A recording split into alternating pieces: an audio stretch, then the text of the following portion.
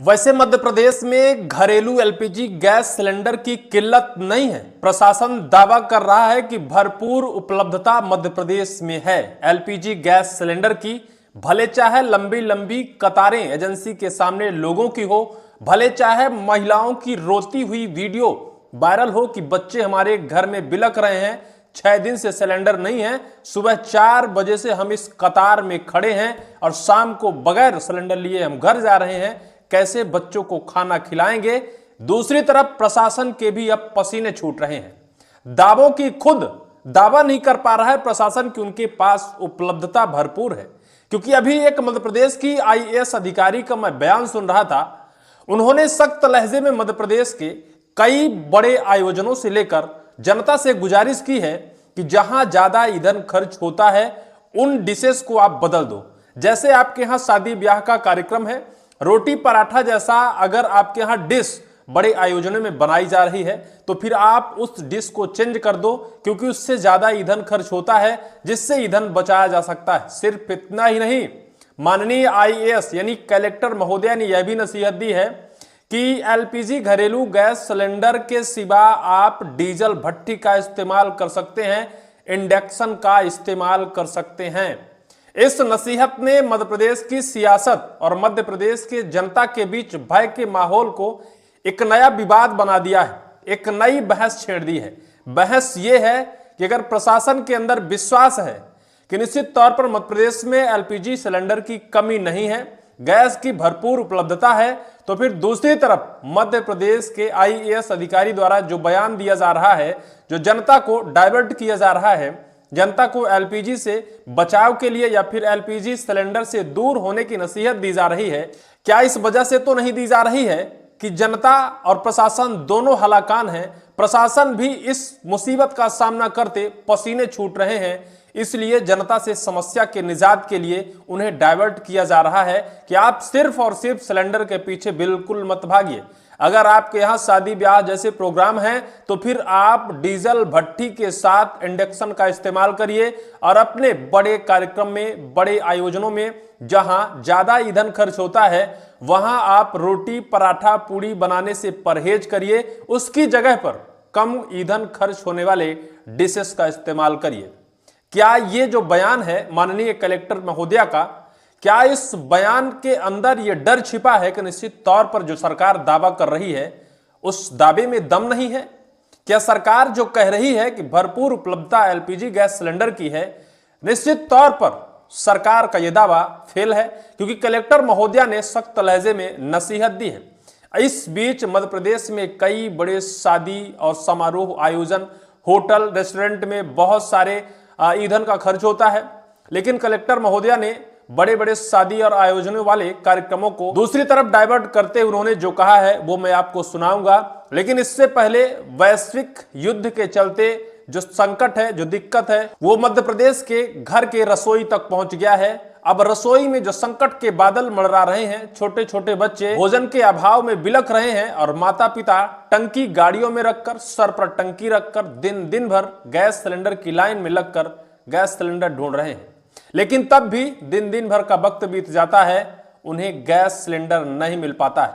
सबसे बड़ी समस्या है ओटीपी ना आना या फिर ऑनलाइन सिलेंडर बुकिंग ना होना। इस वजह से लोगों को गैस नहीं मिल पाता है। इसके लिए एक आपको हम तोड़ बताते हैं। अगर आपका बुकिंग नहीं हो रहा है, अगर आपके मोबाइल से फोन नहीं लग रहा है या फिर एजेंसी के माध्यम से ओटीपी आपके मोबाइल में नहीं आ रहा है, तो आप सीधे तौर पर अपने मोबाइल के फोन पे एप्लीकेशन में जाकर एलपीजी सिलेंडर रिकवर ऑप्शन पर क्लिक करेंगे। वहां क्लिक करते ही आपका जो सिलेंडर की कंपनी है, चाहे भारत हो, चाहे इंडियन गैस हो या फिर एचपी हो, उसका ऊपर ऑप्शन आएगा। उसके नीचे आपको अपना मोबाइल नंबर फिल करना है और जैसे ही आप सबमिट करेंगे, नीचे आपको कुछ सेकंड प्रोसेस के बाद आपका नाम और आपको कितना पे करना है उस सिलेंडर का वो रकम भी आ जाएगी और आप पे कर अपने नजदीकी एजेंसी में जाकर उस स्लिप को देकर आप सिलेंडर ले सकते हैं। सबसे सरल तरीका है, ना इसमें फोन लगाने की झंझट है और ना आपको ओटीपी प्राप्त करने की आवश्यकता है। अगर सर्वर इशू आ रहा है तो इससे आप बच सकते हैं। गैस सिलेंडर सही वक्त पर लेने का सबसे आसान तरीका यही है। अब आपको हम माननीय कलेक्टर महोदया का स्टेटमेंट सुनाते हैं। एलपीजी को लेकर नई बहस। कलेक्टर बोली गैस बचाने के लिए शादी के मेन्यू में बदलाव करें। उन्होंने गैस बचाने के लिए शादी समारोह में मेन्यू बदलाव करने की नसीहत दी है। मध्य प्रदेश में एलपीजी सिलेंडर की उपलब्धता को लेकर प्रशासन लगातार दावा कर रहा है कि प्रदेश में किसी तरह की कमी नहीं है, लेकिन दूसरी तरफ गैस एजेंसी और गोदामों के बाहर उपभोक्ताओं की लंबी कतारें देखने को मिल रही हैं। इस बीच बड़वानी की कलेक्टर जयती सिंह का एक बयान सामने आया है, जिसमें सोशल मीडिया और सियासी गलियारों में नई बहस छेड़ दी है।